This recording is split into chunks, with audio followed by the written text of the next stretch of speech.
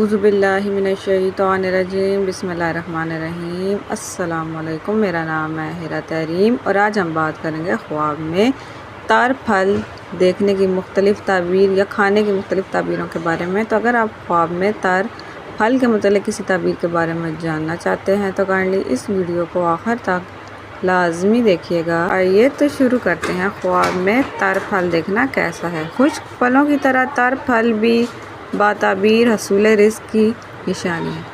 خواب میں غریب آدمی کا تر پھل دیکھنا اس کو تورنگی کی علامت ہے، کیونکہ امیر آدمی کا تر پھل دیکھنا مال کے اضافے پر دلالت کرتا ہے۔